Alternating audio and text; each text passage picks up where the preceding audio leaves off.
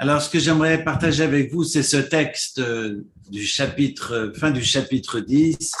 Mais si vous avez un chumash sous la main, ça sera utile parce que un chumash, un Pentateuque avec tous les textes de Bereshit, Shemot, et puis la paracha d'aujourd'hui, j'attends les chercheurs. C'est un texte le texte de Baalotra, et puis même la suite avec Shlach Lecha, Korah, Choukat, Balak. C'est intéressant que maintenant l'ennemi n'est plus à l'extérieur, ce n'est plus l'Égyptien, alors les problèmes surviennent de l'intérieur. Tiens. Évidemment, toute ressemblance. Mais c'est intéressant quand on voit le texte, et qu'on n'est plus confronté aux Égyptiens, qu'on n'est plus confronté à Amalek qui vient attaquer le peuple. Alors on pensait que ça y est, les ennemis ont disparu, tout est terminé, tout le monde il est beau, tout le monde il est gentil. Pas du tout, parce que les problèmes de fond ne sont pas réglés. Et les problèmes surviennent de l'intérieur. À croire qu'il vaut mieux qu'on ait des ennemis pour éviter de voir les problèmes qu'on a chez soi. C'est connu pour tous les dictateurs. Mais en tous les cas, l'idée m'a traversé ce Shabbat. Quand je me suis posé la question, je me dis, mais on vit constamment la même chose, et je le vois malheureusement autour de moi, je le vois avec nos chers pays d'Israël, quand les problèmes ne sont pas extérieurs. Et puis je pense que là, la plus grande difficulté que l'on a, c'est d'essayer de prôner l'unité. Évidemment, je suis le premier à essayer de balayer devant ma propre porte, mais c'est très important de se retrousser les manches et de faire le nécessaire à l'interne pour que les choses aillent mieux, dans le sens de la concorde, dans le sens de l'unité et la paix. Voilà. Alors moi, ce que j'aimerais maintenant voir avec vous, c'est ce fameux, d'abord, interrogation de Moshe Rabbeinu. On est au verset 29 du chapitre 10. Et voilà que Moshe demande à son beau-père, qui a plusieurs noms d'après le Talmud,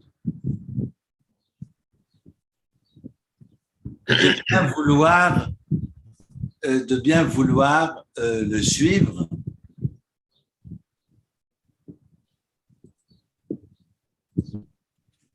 Et donc alors je reprends, on est au chapitre 10, verset 29, donc de la paracha de Baalotra. Vayomer Moshe le Chovav, ben Orel Amidiani Choten Moshe. Moshe dit donc à Chovav, et Rashi nous rappelle que c'est donc bien de Yitro qu'il s'agit. Fils de Rouel, le Midianite, beau-père de Moshe, nous allons voyager. Autrement dit, nous partons de la montagne de Dieu. Nous allons voyager. El hamakom asher amar Hashem oto, eten lachem lecha itanu ve'etavnu lach, que Hashem diber tov al Israël. Nous voyageons vers l'endroit dont Dieu a dit, c'est lui que je vous donnerai. Eten lachem. C'est intéressant, hein, parce qu'on parle tout le temps de la terre promise. Dans la Torah, on ne parle pas de terre promise, on parle de terre donnée. Eten lachem. D'ailleurs, pour la petite blague, vous connaissez la blague. C'est quoi la différence entre la terre sainte et la terre promise? C'est la différence entre Israël et les États-Unis. C'est une blague qu'on racontait il y a quelques années, parce que les gens faisaient leur alia aux États-Unis, mais il faut cesser de parler de terre promise, parce que c'est une terre sur laquelle il faut aller vivre. On est dans l'empirique, on n'est pas juste dans des aspirations, dans des questions d'espérance. Non, il y a plus d'espérance, maintenant il faut agir, il faut aller.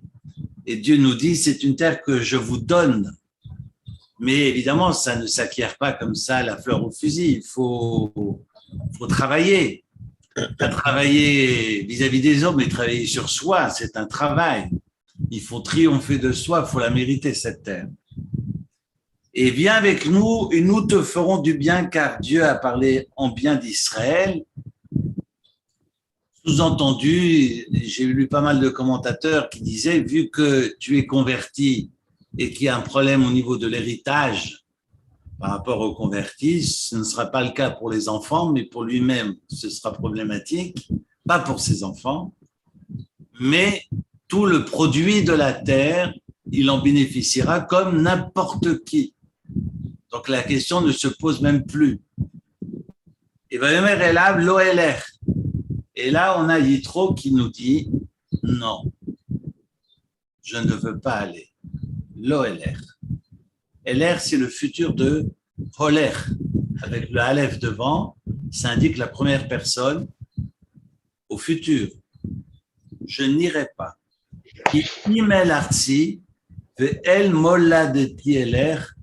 En revanche, je vais vers mon pays, vers ma terre et vers mon pays natal. D'ailleurs, si vous ouvrez Lech Lecha, le début de Lech Lecha, c'est exactement la même formulation. Quand Dieu dit à Abraham, au début du chapitre 12 de la Genèse, pars de ton pays, c'est marqué Lech Lecha, va pour toi. Je ne vais pas maintenant épiloguer sur ce Lecha, parce qu'évidemment, il ne lui dit pas où aller, mais il lui dit va. Mais il dit va et arrache-toi, mais arsecha ou mimoladetecha, de ta terre et de ton pays natal. C'est intéressant parce que on va avoir exactement les mêmes mots dans la bouche de Chovav, dans la bouche de Yitro, qui dit je veux retourner vers ma terre et vers mon pays natal. Les mêmes mots que pour Abraham, c'est très curieux. Et il dit non, je ne veux pas aller avec toi, je veux aller retourner vers mon pays. Est-ce qu'il s'agit de retourner vers son pays? Alors, ce sont les discussions que l'on a dans les commentateurs. Est-ce qu'il va pour aller embrasser le monde et les convertir pour rejoindre le peuple d'Israël, ou bien il y retourne parce qu'il ne veut pas continuer son chemin avec le peuple d'Israël? Et Moshe va lui dire, Vayomer, Alna, je t'en prie, de grâce. Na, ça veut dire de grâce. Le Nun Aleph. Na, de grâce, Ta'azov otanu. Ne nous quitte pas, je t'en prie. Kalken, parce que Yadata, tu connais, tu as connu. Chanotenu bamidbar, nos campements dans le désert. Vaïtalano le'enaim, et tu seras, on peut le traduire, tu as été pour nous comme des yeux, mais on peut le dire aussi, tu seras pour nous comme des yeux. C'est intéressant, on a les deux possibilités. Soit on considère que le vav est un vav conversif, vehayita lanu, et tu seras pour nous comme ce visionnaire qui nous permettra de cheminer. Toi qui es converti, par rapport à toutes celles et ceux qui doutent, tu seras vraiment ce phare, ou bien tu as été comme des yeux jusque-là. Rachid qui nous parle de cette pupille, ce galgal, enfin cette pupille en fait, pour dire dans la bouche de Moshe, tu es cher, comme tu es pour nous comme la pupille. J'aime beaucoup l'expression. Tu nous es cher comme la prunelle, c'est pas la pupille, c'est la prunelle de nos yeux. Je cherchais l'expression. J'étais Chaviv Alenu et Galgal Enenu, comme le rond, comme la pupille des yeux, comme la prunelle de nos yeux. Une expression pour évoquer, pour désigner la cherté de la personne. Vaya kitelech imanu, et donc ce sera si tu vas avec nous, Vaya tov ahu asher itiv Hashem imanu ve'tavdulav. C'est que ce que Dieu fera de bien pour nous, eh bien évidemment, le fera aussi pour toi. Donc reste. Vaïsou me'ar Hashem, Le verset 33 au chapitre 10, je reprends. Donc le verset 33 nous dit, ils ont quitté la montagne de Dieu. Ils ont quitté la montagne de Dieu.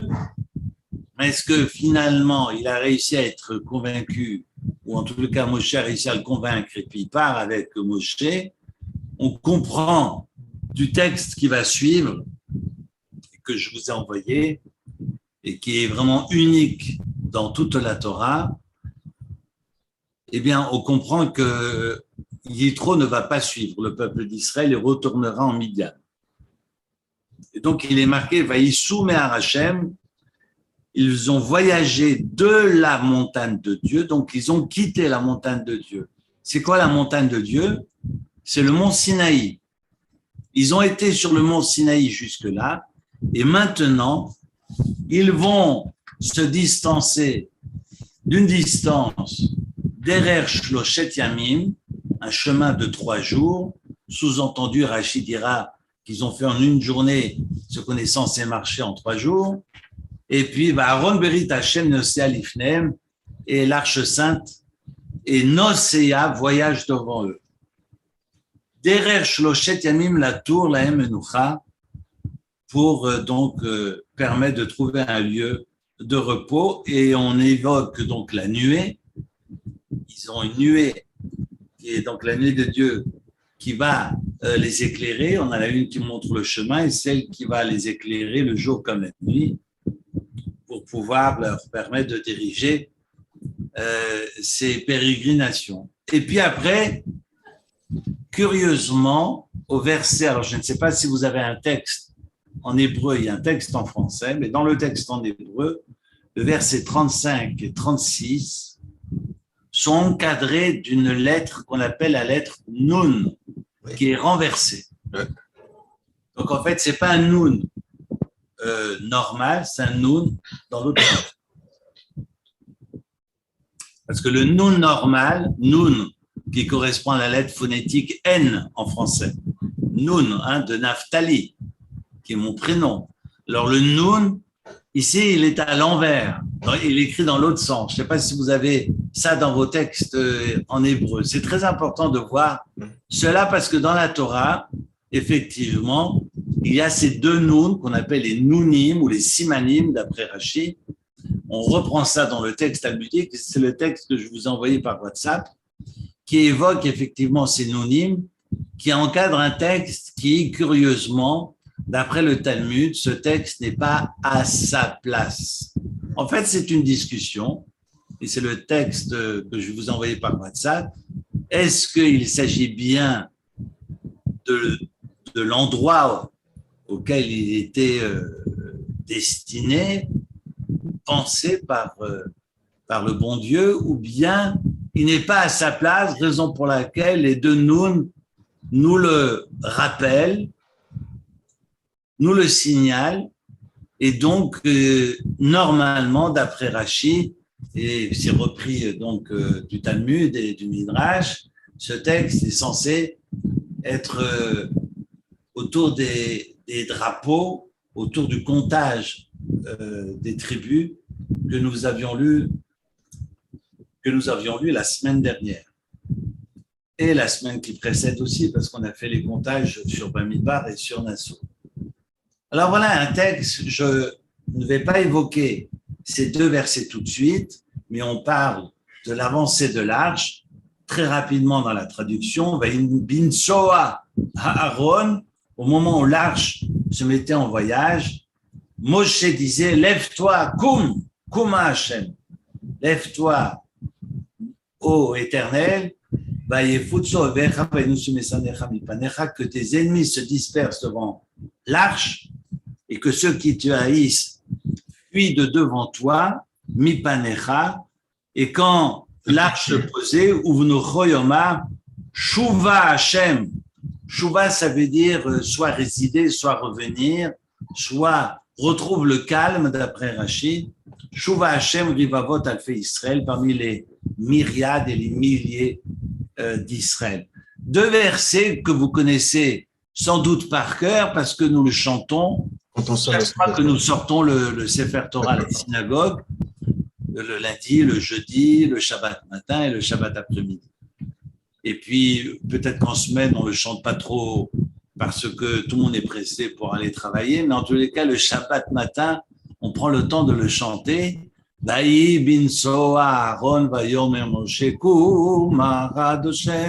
Et ce texte-là, évidemment, est extrait de la Torah et se trouve ici dans la paracha que nous avons lue ce Shabbat. Je reviens en arrière, chapitre 10, verset 29, où Moïse va parler à... Juste une question. Oui. Les Nounim, ils sont aussi dans le Sefer Torah ou c'est uniquement dans le texte imprimé? Non, le texte imprimé reprend les Nounim qu'il y a dans la Torah. Ok. C'est dans l'autre sens. C'est parce que c'est dans la Torah qu'on est obligé de les reprendre. On a des particularités, des particularités dans la Torah, des curiosités, des particularités dans la Torah, comme par exemple ce Aïn et ce Dalet qui sont immenses dans Shema Israël. C'est pour ça qu'on le retrouve dans nos livres de prière, dans le rituel aussi, avec un grand Aïn et un grand Dalet, parce que Aïn et Dalet ensemble expriment le mot aide et doute, le témoignage. On témoigne que Dieu est unique, que Dieu est un. Shema Israël, Hashem Elokeinu, Hashem Echad. On a beaucoup, ou comme par exemple ce petit Kaf, lorsque Abraham pleure la disparition de sa femme, et dans Velif Kota, il y a un petit Kaf, on le retrouve dans la Torah, Vayikra, où Moshe ne veut pas dire que Dieu lui a donné rendez-vous, mais ils se sont croisés par hasard. Alors dans Vayikra, il y a un petit Aleph. Et tout ce que vous allez trouver dans le texte, dans ces idéogrammes, ou plutôt dans ces lettres, la manière dont ils sont écrits dans le texte imprimé, c'est parce qu'ils sont dans la Torah. En l'occurrence, les deux Nun que je mentionne et sur lesquels nous allons travailler ce soir. Alors, on a Yitro, pour qui on a donné toute une paracha, parce que la paracha des 10 commandements s'appelle Yitro, pour faire honneur à Yitro, qui est venu dire au peuple d'Israël: j'ai servi tous les dieux, et si je suis là, c'est parce que c'est le vôtre qui est l'unique et vrai. Et il va d'abord mettre, j'allais dire, des structures en place pour permettre au peuple de s'organiser. Il s'agit essentiellement des tribunaux. Il dit à Moshe Rabbeinu qu'il ne va jamais pouvoir porter le peuple à lui tout seul et qu'il a besoin de déléguer, il a besoin d'être entouré. Donc, il va réorganiser toute la justice et le social dans le peuple, à telle enseigne que beaucoup de commentaires diront, avant Kabbalat Torah, eh bien, il faut être en mesure de se regarder les uns les autres et de vivre ensemble, parce que si on ne peut pas vivre ensemble, on ne peut pas recevoir la Torah. Et Yitro va mettre en place effectivement tout le social, tout l'univers social dans ses fondements, dans ses structures, pour nous permettre ensuite de recevoir la Torah. La paracha de Yitro, qui est donc dans Shemot, c'est le chapitre 15, chapitre 16, eh bien, même plus loin, on est à partir du 18, 19 et 20. J'étais sur Béchalar. Ce sont les parachiotes, et ce sont, les chapitres de l'Exode qui sont consacrés à Yitro, et la paracha, la section biblique, la péricope s'appelle Yitro, pour faire place, donner du kavod, donner de l'honneur à Yitro. Et curieusement, dans la paracha d'aujourd'hui, on voit une autre phase de Yitro. On a un Yitro qui ne veut pas continuer son chemin avec Moshe Rabbeinu. Si on prend le texte tel qu'il est présenté, Et c'est intéressant parce que le Khatam Sofer va nous expliquer qu'en fait, il y a une grande différence dans la manière dont Moshe Rabbeinu exprime l'avancée, la manière dont il pense finalement cheminer en direction d'Israël pour conquérir la terre d'Israël.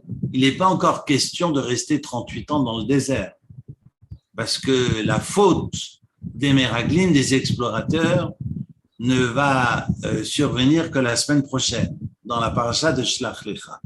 Là, au terme de 2 ans, il est question d'entrer en Terre Sainte. Et il rentre en Terre Sainte, et Moshe Rabbeinu, d'ailleurs, en devient le Mashiach. Parce que si Moshe Rabbeinu était rentré en terre d'Israël, l'histoire était finie. Moshe Rabbeinu, tout Moshe Rabbeinu qu'il fut, devenait le Mashiach, et l'histoire s'arrête. Enfin, l'histoire commence. On aspire à quelque chose de plutôt pacifique, salutaire pour tout un chacun, et pas seulement pour le peuple d'Israël. Eh bien, ce temps-là n'est pas encore arrivé parce qu'il y a la faute des Meraglim, et puis au final, Moshe Rabbeinu va mourir avant d'entrer en Terre Sainte, et les problèmes surviennent seulement dans la paracha que nous partagerons la semaine prochaine. On a un Moshe Rabbeinu, alors on nous dit le Khatam Sofer, qui dit à son beau-père, regardez bien les mots. C'est marqué au verset 29, il dit à son beau-père, Noseim anachnu. Alors, c'est pas de moi, c'est le Khatam Sofer qui le souligne. Regardez, c'est marqué Noseim anachnu. Et que répond son beau-père? Yomer Elav, au verset 30, Lo eler, je n'irai pas. C'est quoi la différence entre Nosea et Holer?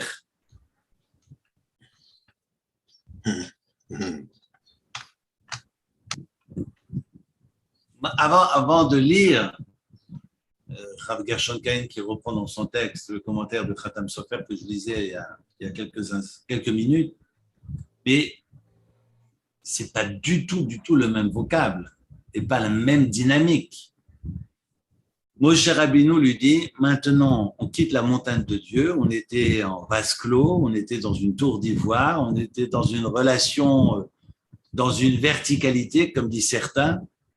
En tous les cas, on est dans une relation d'immédiateté, on est sur le mont Sinaï, où la Torah a été donnée. Maintenant, il est question de quitter la montagne de Dieu pour retrousser les manches, prendre la pelle, la pioche, et puis conquérir la terre, planter les arbres, construire des maisons.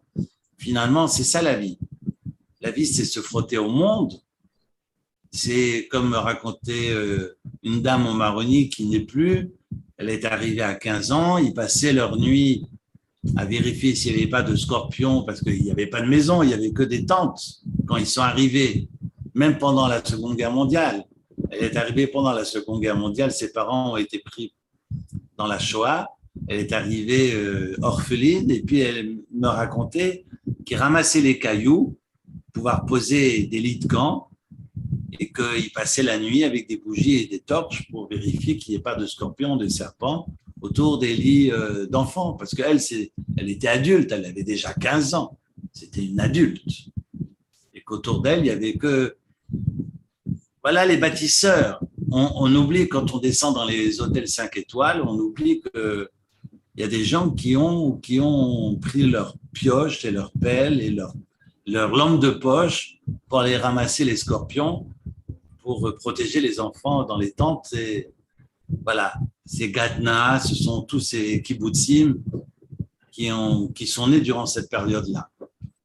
Voilà, tout ça pour vous dire, nous partons, mais c'est pas de scorpion que je voulais parler, mais de dire Nosea veut dire nous avançons et nous avançons franchement, nous y allons.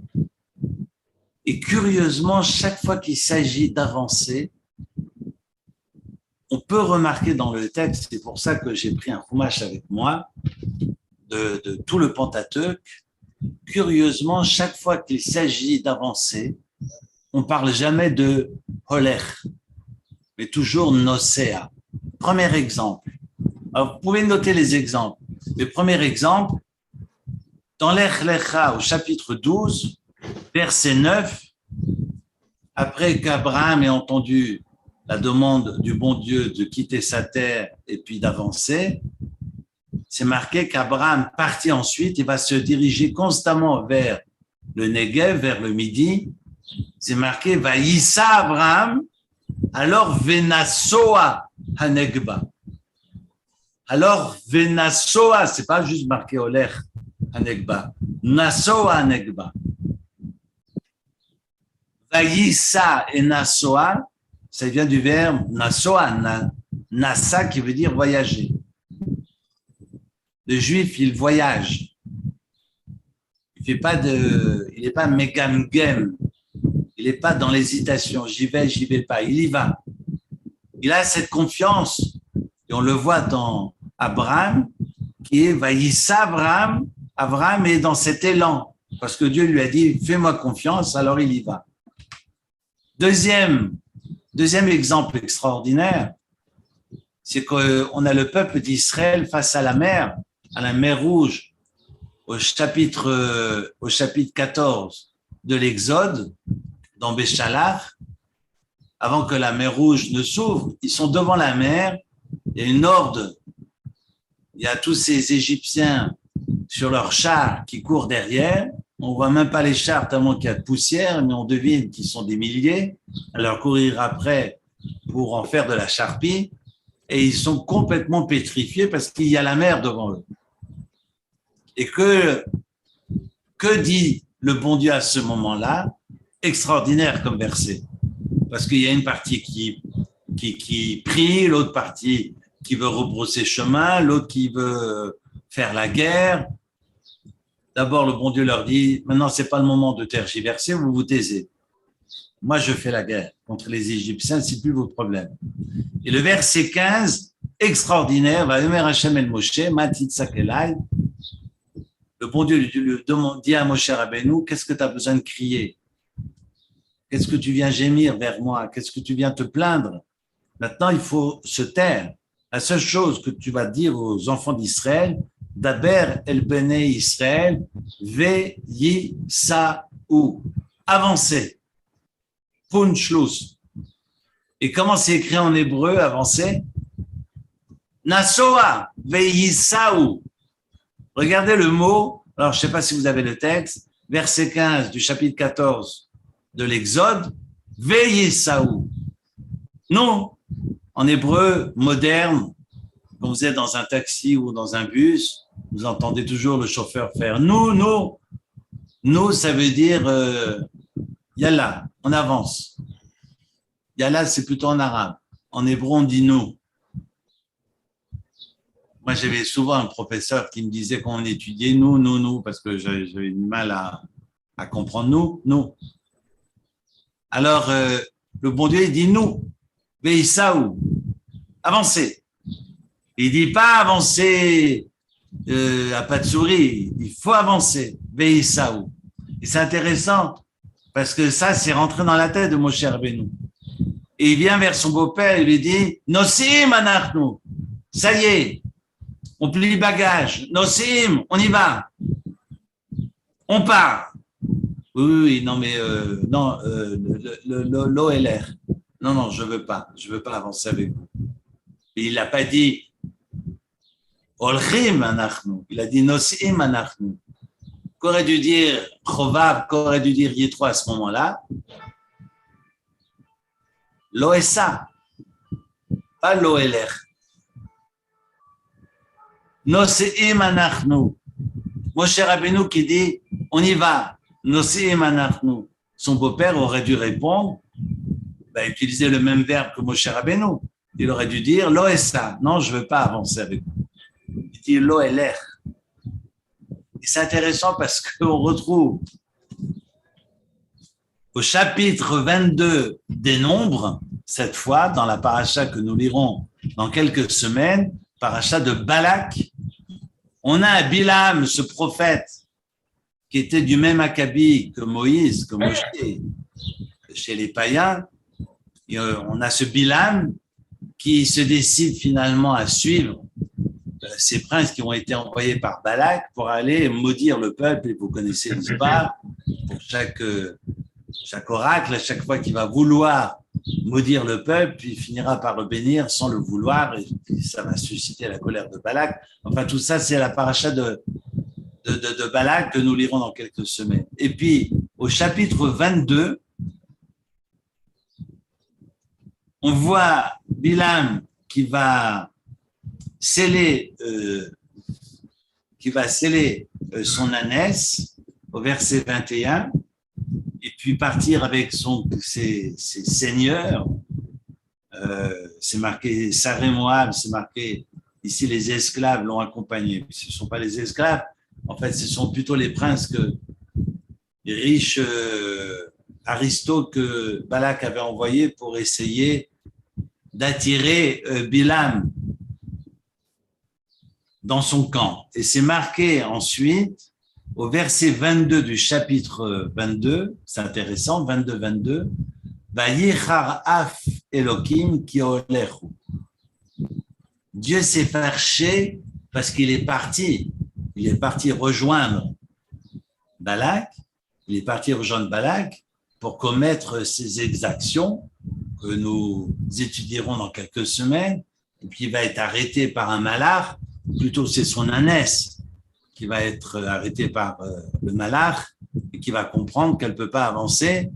Et lui qui veut, par le verbe, maudire le peuple, il est incapable finalement de parler à son ânesse, il va la frapper. Et c'est l'ânesse qui se met à parler alors que les animaux ne parlent pas et qui lui dit « Tu veux frapper un peuple uniquement par le verbe et tu n'es pas capable de me parler, tu es obligé de me frapper par un bâton. Alors, pourquoi tu veux maudire un peuple? Pourquoi tu penses avoir du pouvoir dans ta bouche? Tu n'en as même pas vis-à-vis de l'animal qui est le plus bête de tous les animaux. » Enfin bref, tout ça, on le retrouvera dans quelques semaines. Mais c'est marqué, nous fait remarquer le Khatam Sofer, Vayichar af Elokim, que Dieu se fâche, qui holechu. Dieu se fâche en fait quand on est holech.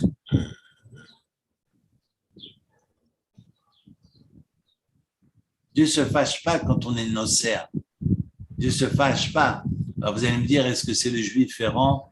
Alors s'il est errant, il faut qu'il erre vite. Il ne faut pas tergiverser dans ce sens-là, hein, parce que finalement, je pense fondamentalement que le juif doit être nomade, mais pas nomade physiquement, mais nomade dans la tête.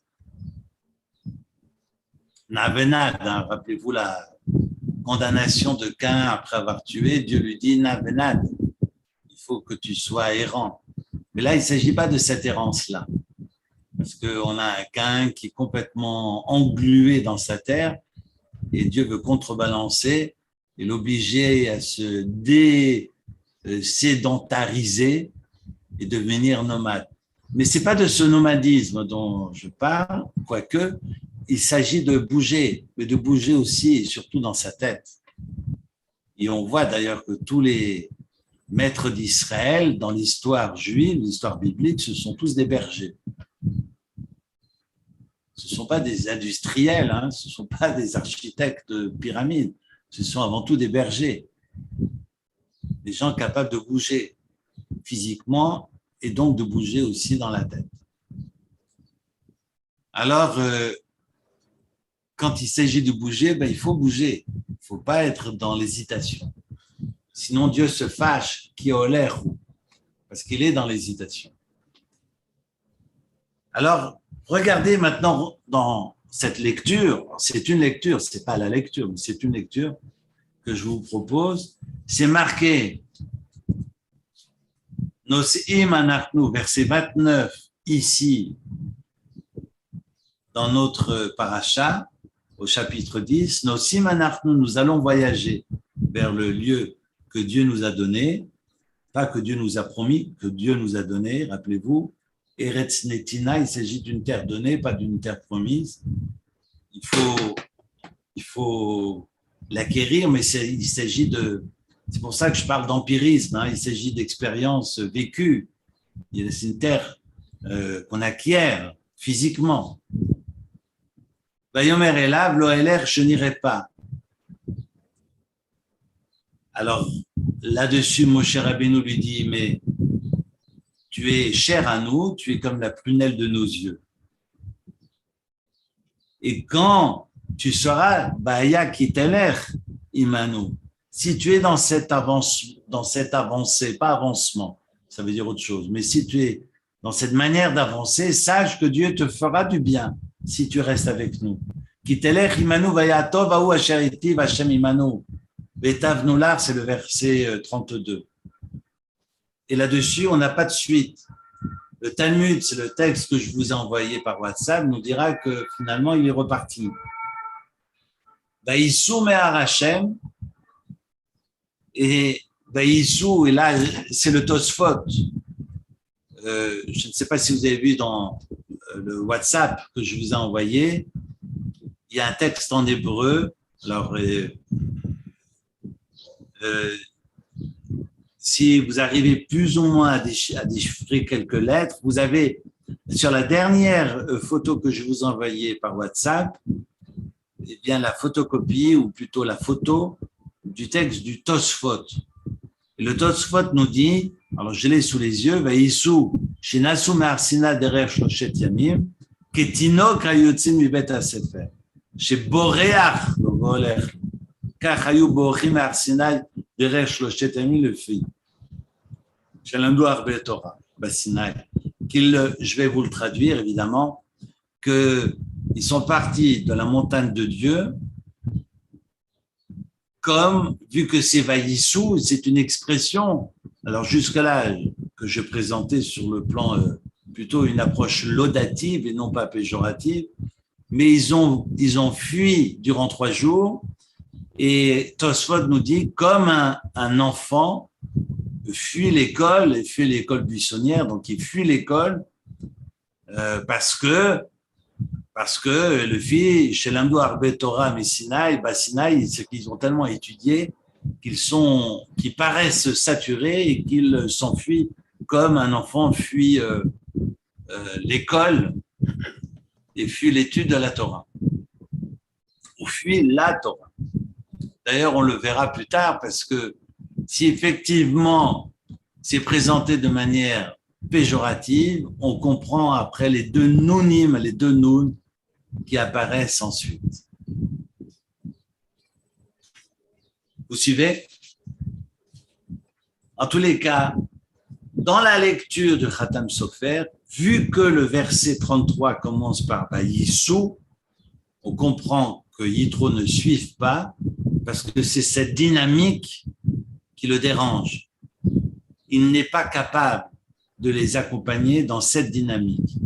C'est un processus dans lequel il ne veut pas s'inscrire. Et donc, ils vont partir de la montagne de Dieu. Certains diront, je l'ai lu dans un commentaire de Rav Ibi Weingart, qui disait, ils ont quitté la montagne de Dieu. Tant qu'ils étaient sur la montagne de Dieu, ils se retrouvaient avec lui-même, mais ils se retrouvaient. Maintenant qu'ils quittent la montagne de Dieu, qu'ils ne sont plus dans cette immédiateté, ils ne se reconnaissent plus. Et ils n'arrivent pas à les suivre. Parce que là, on est dans la loi, on est sur la montagne de Dieu. Donc, on est sur la montagne où la loi a été donnée.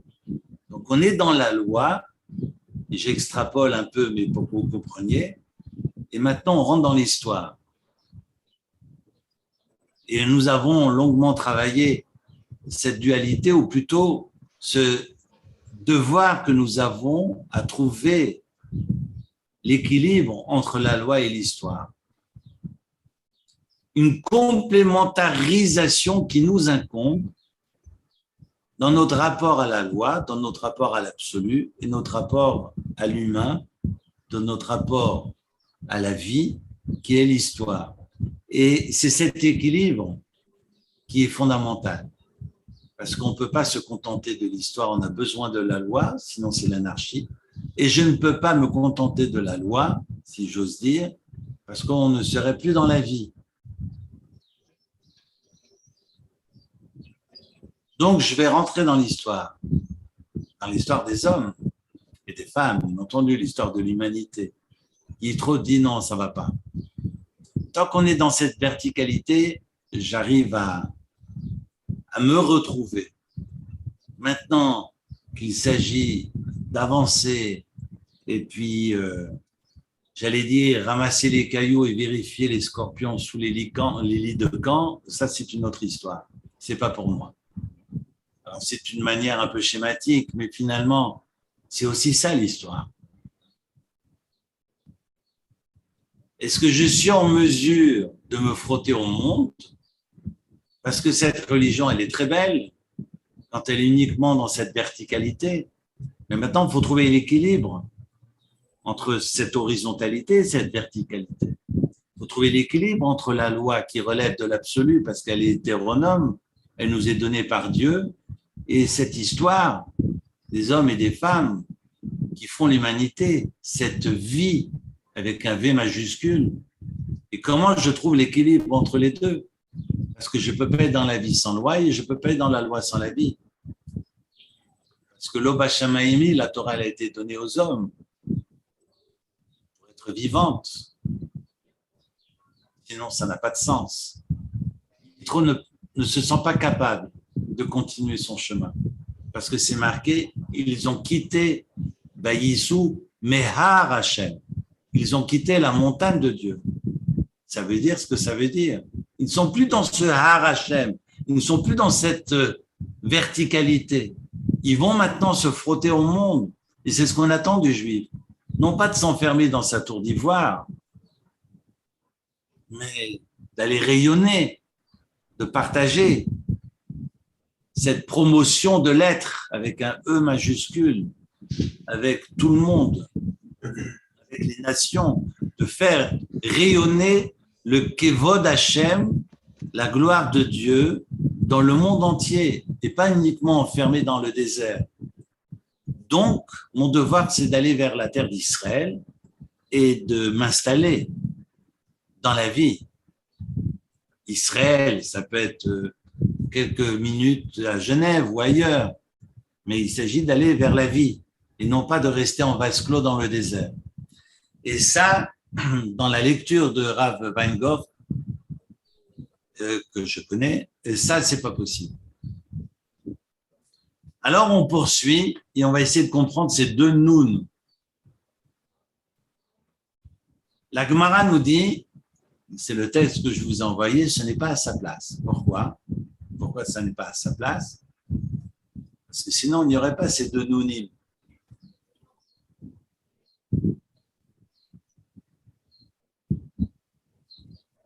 Alors, c'est intéressant parce que Rashi nous dit, à Salo Simaniot, la Torah donc a fait des signes, autrement dit des nouns, à l'envers, milefanav ou melachara, avant et après. Donc ce passage de Vayehi bin Soa à Aaron. Pour nous enseigner, chez Enze Mekomo, Rashi nous dit c'est pas sa place. Belama Nirtav Kan, donc pourquoi ce texte a été amené ici, au beau milieu de l'histoire de Yitro, que dès la Fsik Ben Puranout, les Puranout, pour faire une interruption entre un malheur et l'autre, et un autre, entre le malheur qui précède et le malheur qui survient après. De quoi s'agit-il? Alors, on peut essayer de comprendre. Finalement, le malheur, c'est Vaïssou Mehar Hashem, le malheur d'être parti de la montagne de Dieu. Et le malheur qui suit, c'est les mytho-anonymes, c'est ceux qui viennent se plaindre parce qu'ils veulent de la viande. Et regardez ce que nous dit le chapitre 11, Vaï Aham Kumitononim Ra et Bozne Hashem. On a un peuple qui vient râler, se plaindre, chercher des mauvais prétextes aux oreilles de Dieu parce qu'ils veulent de la viande, ils veulent de la chair. Mais est-ce que c'est vraiment de la chair qu'ils veulent? Parce que c'est juste de manger des beefsteaks. On sait bien que la manne avait le goût qu'on voulait. Vous pensiez au beefsteak et puis la manne avait le goût du beefsteak. Vous pensiez à la tarte au fromage, à ne pas manger avec le beefsteak, mais ça avait le goût de la tarte au fromage. Donc, c'est quoi le problème de la manne? Zacharno et Adaga, on se souvient des poissons. Alors, je ne vais pas rentrer maintenant dans les midrashim, parce que je suis tombé sur des textes, et après avoir entendu Rav Rosenblum parler du Léviathan, c'est un passage, pour l'instant, que je ne comprends pas, sur lequel je suis en train d'étudier, mais voilà qu'ils ont peut-être connu, ils ont peut-être eu ou goûté sur le plan sensoriel des choses qu'ils ne retrouvent pas maintenant. Mais on est en train de consommer de la manne qui est donnée de Dieu. Ils avaient peut-être du poisson à manger ou des citrouilles, quoique je ne sais pas si les geôliers leur distribuaient des citrouilles. Depuis quand on peut manger du ferrat du léman dans les geôles égyptiennes? Enfin, je ne sais pas, à part du pain et de l'eau. Je ne sais pas si vous imaginez, quand les Juifs, les Hébreux, pardon, les Bnei Israël disent Acharno et Tadaga, on se souvient des, comment on appelle ça, ces petits poissons qu'il y a dans les mangues que tout le monde mange là, Des perches. Les perches, voilà, les perches. Je parlais du ferrat. Non, les perches. Parce que tout le monde connaît les perches. Non, mais parce qu'ils n'avaient pas de perches. Quand vous lisez Zacharno et Tadaga, on se souvient du poisson. Depuis quand ils mangeaient du poisson en terre d'Égypte? Depuis quand? C'est un texte incompréhensible. Bref, je referme la parenthèse. Et donc, nos sages dans le Talmud viennent nous expliquer que ce que désiraient vraiment les Béné Israël, ce que désire le peuple, c'est pas tant de la viande que de la manière de la manger. Ils veulent s'empiffrer parce qu'ils ont quitté la montagne de Dieu en pensant sur la montagne de Dieu, je dois faire des bénédictions avant, pendant et après. Maintenant que j'ai quitté la montagne de Dieu, je suis affranchi, j'ai passé un cap, je suis spirituellement plus fort, donc je n'ai plus besoin d'être assujetti aux lois de la Torah. Je n'ai plus besoin de faire toutes ces bénédictions. On peut l'entendre comme ça, comme on peut l'entendre aussi, je veux de la chair. Et là, je parle dans le mauvais sens. Sur le plan sexuel, on n'est pas uniquement sur une question de beefsteak. On veut pouvoir retrouver la vie d'avant qui n'était pas régie par toutes ces lois thoraïques. Et on comprend que cette proximité avec Dieu, elle est facile pour ceux qui font ce travail sur eux-mêmes, mais peut-être étouffant pour ceux qui ont du mal à accepter ce joug des lois, ce joug des mitzvot, ce joug de la Torah. Quand on aime son Shabbat, quand on aime sa cacheroute, quand on aime ses lois de pureté familiale, quand on aime faire sa prière, c'est pas un problème. Vous venez me dire c'est Shabbat ce soir, je suis le premier à danser sur la table. Enfin, je vais pouvoir, comme on dit les jeunes disent, kiffer ma race, voilà. Enfin. Et vous allez dire à des gens qui ne connaissent pas, ben à partir de ce soir, plus de télé, plus d'ordinateur, plus de téléphone, plus de tablette, plus rien du tout. Vous laissez vos lumières allumées, vous les laissez éteintes, terminé. Ce que je vous demande de faire, c'est juste d'étudier, de manger et de vous reposer. Ah ben non alors. Et alors, je peux quand même aller faire quelques courses chez Globus. Ah ben non. Pas de Globus. Alors peut-être que Shabbat, c'est pas Globus, mais peut-être Manor. Non, pas Manor non plus. Vous voyez, je veux dire, c'est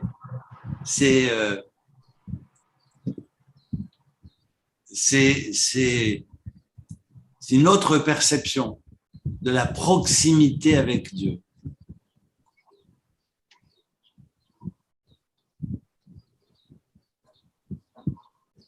C'est la raison pour laquelle quand j'ai envie de dire, quand mon cher Rabbeinu lui dit à son beau-père que le peuple, pour certains, c'est étouffant d'être dans les contraintes des lois, dans les contraintes des mitzvot, il le supplie parce que toi, tu connais notre campement. Toi, tu sais quels sont les privilèges de vivre maintenant si proche de Dieu. Toi qui as fait le tour de toutes les crèmeries, tu as servi tous les dieux, tu sais de quoi je parle. Tu es le premier à pouvoir convaincre finalement la population de continuer le chemin avec moi. Vous comprenez combien c'est difficile pour mon cher Beno de voir son beau-père partir.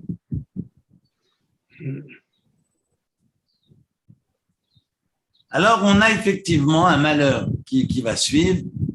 C'est ces mythos anonymes, ce sont ces râleurs qui veulent finalement pouvoir vivre sans loi, sans règles, et qui veulent de la chair dans tous les sens du terme.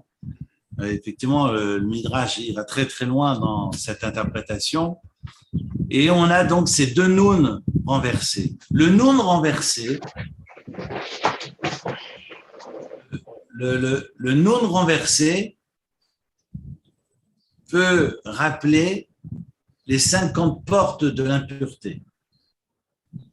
Je vais essayer en quelques minutes de vous faire un petit abrégé de ce que j'aimerais partager avec vous. Le noun, la lettre noun, a pour valeur numérique 50. Ça, vous le savez. Et on sait que dans le Midrash, nous dirons que le peuple d'Israël avait atteint la 49e porte de l'impureté et que si le peuple avait atteint la 50e, Dieu n'aurait pu les sortir, si j'ose dire, du pays d'Égypte. Donc le peuple était tombé très bas. Et donc s'il y a 50 portes vers la Touma, vers l'impureté, entre guillemets, on en a aussi 50 dans l'autre sens. Et si ces nouns sont à l'envers, c'est justement pour conjurer l'impureté. On les retourne justement pour inviter le peuple à se hisser de ce monde qui était le monde de la sorcellerie, qui était le monde de l'impureté, qui était le monde finalement de toutes les déviances, de le hisser, de l'extirper d'Égypte pour l'amener vers la lumière. C'est pour ça que les nouns sont à l'envers. C'est aussi pour ça que nous raconte le Talmud dans le traité de Brachot, que lorsque le roi David avait rédigé dans les psaumes le Ashrei Yoshvei Betecha que nous lisons tous les jours, je vais vous donner la référence. Quand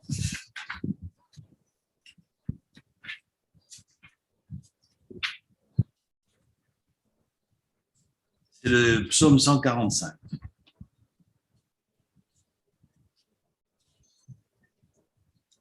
Lorsque le roi David a écrit le psaume 145, Ashrei Yoshvei Betecha, mais enfin le psaume 145 commence pas par Ashrei. Il commence par Tehillah et David. Arom imecha Elohai hamelech vavarecha shimcha leolam vaed. Je veux t'exalter, Akadosh Baruch Hu, et bénir ton nom pour toujours, leolam vaed. Et c'est intéressant, après c'est marqué Bechol Yom, c'est la lettre Bet. Après il y a la lettre Gimel, Gadol Hashem, que Dieu est grand. La lettre Dalet, Dor, le Dor, le Shavach Maasecha. Que chaque génération on va pouvoir louer finalement et glorifier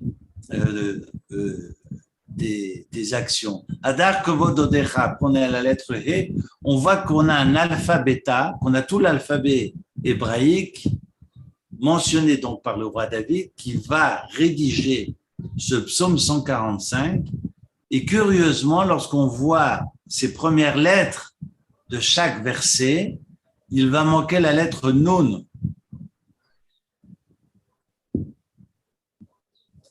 Parce que dans le psaume, c'est marqué juste avant Malchutecha Malchut kol olamim, umemshaltecha bechol dor vador. Ta royauté remplit toute l'éternité, et puis ton royaume et ta domination pour toutes les générations, pour toujours, d'âge en âge, de dor vador. Et donc, normalement, après le même, dans l'alphabet hébreu, vous savez qu'après le même, il y a la lettre Nun. Et c'est intéressant parce qu'on sait que le roi David va écrire de manière prophétiquement. Et donc, chaque fois qu'il a une lettre, la phrase lui vient en tête, en son esprit, et puis il la rédige aussitôt. Et quand il arrive à la lettre Nun, on raconte le Talmud, le premier mot qui vient en son esprit, c'est le mot Noflim. Le Nun, c'est le mot Noflim. Et il dit, mais c'est pas possible. Parce que Noflim, ça veut dire nous tombons, nous chutons, nous dégringolons. Comment est-ce que je peux écrire un mot négatif alors que je suis dans cette glorification du bon Dieu? Alors il vient tout de suite à la lettre Samer. Il ne fera pas, nous raconte le Talmud, la lettre Nun, il passera à la lettre Samer. Et la lettre Samer, c'est quoi? Pour ceux qui connaissent le psaume par cœur, Somer, Noflim, bravo. Que Dieu relève ce qui tombe. Vu que le Nun, il voulait écrire Noflim, enfin, c'est le mot Noflim qui venait à son esprit, il a dit, je ne peux pas, mais pour conjurer ce Noflim, je vais écrire Somer Noflim, que Dieu redresse justement ce qui tombe. Et c'est le verset suivant. Donc, il n'y aura pas de Nun. On passera du même au Samer, et le Samer sera Somer, celui qui redresse, celui qui relève, ceux qui tombent. Vous comprenez maintenant que vient faire aussi ce Nun ici. Parce que si le Nun, c'est la dégringolade, si le Nun, dans l'esprit du roi David, et donc comme dans notre paracha, si le Nun évoque justement la chute, alors le Nun, il faut l'écrire à l'envers.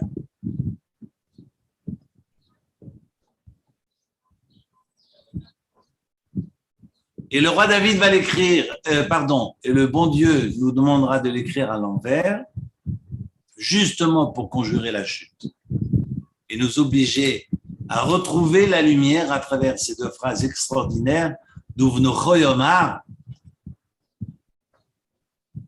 Vayi binso Aaron, Vayomer Moshe, et donc on va justement ne pas se soumettre à la fatalité et on va essayer justement de conjurer cette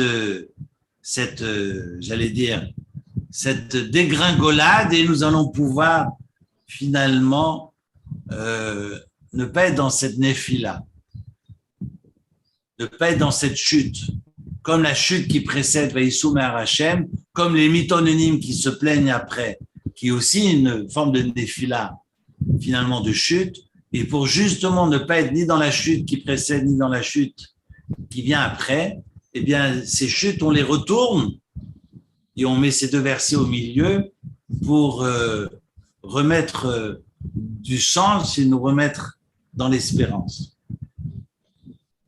Et j'ajoute cette interruption, c'est intéressant ce que nous apprend le Talmud, et je vais arrêter là.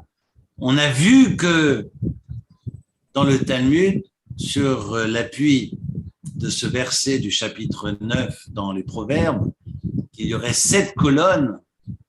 En fait, ces 7 colonnes, la Gemara reprend ce verset à son compte et nous dit on n'a peut-être pas un Pentateuque, mais plutôt un Septateuque.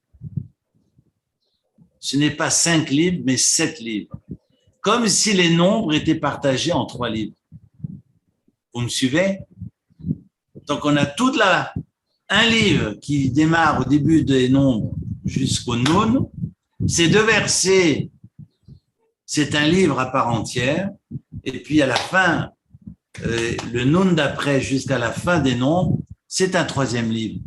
Donc, on n'aurait pas 5 livres de la Torah, mais 7 livres de la Torah. C'est ce que partage, c'est l'idée que je vous ai soumise à travers ce texte talmudique.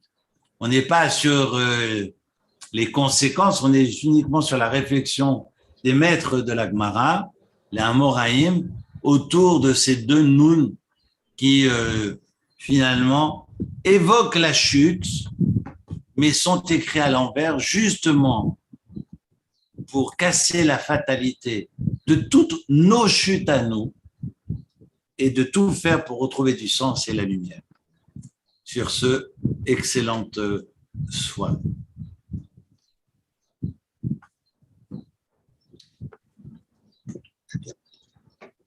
Voilà pour ce soir.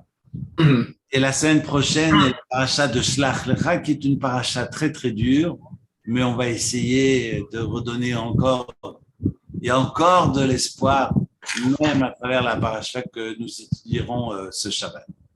En attendant, j'allais dire Shabbat Shalom, je suis pressé que ce soit Shabbat, mais très bonne semaine, mais pensez, à faire comme Hillel, à mettre de côté tout ce que vous allez manger Shabbat et pensez déjà à votre Shabbat maintenant. C'est une manière de survoler la semaine sans trop souffrir, en tous les cas, sans trop se prendre, sans trop se torturer, parce que le monde qu'il est comme ça, brûle pour point, n'est pas évident, mais le Shabbat est là justement pour nous permettre de trouver de la lumière et de donner du sens à la semaine et saupoudrer la semaine de sens. Et puis, quand on n'a plus suffisamment pour saupoudrer, on attend le Shabbat suivant pour retrouver des forces et continuer à saupoudrer les jours qui suivent. Voilà. Et j'ai envie de finir aussi, si vous êtes d'accord, avec une toute petite idée que j'ai beaucoup aimée de Rav Shemouni, que j'ai entendue la semaine dernière. Vous savez, c'est un commentaire qu'il a porté le jour de 18 Sivan, c'était vendredi dernier, le 18 Sivan. Et le 18, vous savez, a pour valeur numérique Chai, qui est la vie. Parce que la vie, c'est ce 18-là, c'est ce qui est vivant. Vous savez que ce qui n'est pas vivant, on pense évidemment à la mer morte, c'est une idée de Rav Shemouni. Et il posait la question vendredi dans son petit shiur du matin, après la prière, pourquoi la mer morte s'appelle la mer morte? Yam HaMelach, d'ailleurs, c'est la mer salée, mais c'est pas la mer morte. Donc, on sait que dans cette mer, il n'y a pas de créature vivante, il n'y a rien, il n'y a pas de perche ni du ferrat du léman. C'est vous dire que c'est une mer morte, il n'y a pas de perche. Non, je rigole. Mais pourquoi elle est morte? Parce qu'il n'y a absolument aucune créature. Il dit non, c'est pas pour ça qu'elle est morte. C'est une mer morte, et on sait qu'elle a 400 mètres en dessous du niveau de la mer, puis ça continue à descendre parce que c'est une mer qui s'assèche malheureusement. Mais bon, ça c'est un autre problème. C'est parce que la mer morte reçoit l'eau du Jourdain, mais elle ne donne rien en retour. Cette mer, elle reçoit, mais il n'y a rien qui part de la mer pour aller plus loin, comme on le voit dans toutes les mers du monde. Et le problème, il est là. Quand on est uniquement dans la réception et qu'il n'y a absolument rien qui part en retour, alors c'est la mort. C'est pour ça que Matana, le cadeau, vient de Matan, donner. Parce que le vrai cadeau, c'est pas de recevoir, c'est de donner. Et je trouve c'est magnifique, c'est ça la vie. La vie, c'est un perpétuel aller-retour. C'est pas seulement de recevoir. Kabbalat Torah, on parle du don de la Torah. On ne devrait pas dire le don de la Torah, on devrait dire la réception de la Torah. Mais parce que quand on reçoit Matan Torah, quand on reçoit ce cadeau, bien on donne aussi en retour. Et ce sont tous ces efforts qui donnent finalement du sens à la vie et qui font que finalement la vie est vivante. Et pas uniquement un récipient qui accueille comme la mère qui est morte parce qu'elle ne fait que recevoir mais elle ne donne rien en retour. Sur ce, je vous souhaite une très très belle soirée. Et d'ores et déjà, Shabbat Shalom. Merci beaucoup. Hazak, Hazak Merci Ubaou. beaucoup. Merci beaucoup. Merci. Merci beaucoup. Bonne soirée. Merci. Merci. Merci. Rêve top. Et Shabbat Shalom à ceux qu'on ne verra pas. Oui, Shabbat Shalom à tous. Ouais, exactement. En fait, il faut dire Shabbat Shalom à partir de mercredi. Oui, Dans la halacha. On peut se souhaiter Shabbat Shalom à partir de mercredi soir. Mais bon, moi j'anticipe. Voilà. mais on ne les verra pas mercredi. Ah voilà, c'est pour ça. Donc on peut dire Shabbat Shalom. Très bonne semaine à tous. Merci. Ciao. Au revoir.